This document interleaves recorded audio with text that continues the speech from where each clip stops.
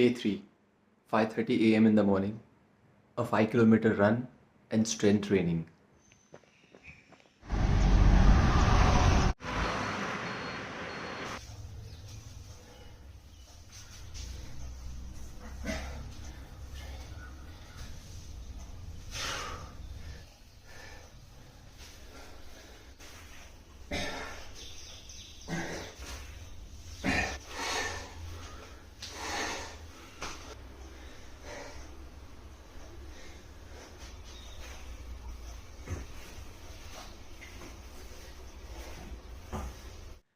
After finishing run and strength training, time to break the fast.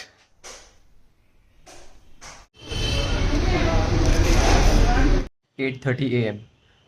Probiotics. 9 a.m. Time for some fruits again. 10 a.m. Some healthy carbs. 11 a.m. Some avla juice. High source of vitamin C. Increases your immunity, increases your digestive power, and also reduces your hair loss. 12 p.m. Radish green leaves juice plus mint leaves plus lemon. 1 p.m. Time for some buttermilk. 2 p.m. Sugarcane juice. 3 p.m. My final meal. Sprouts and salads.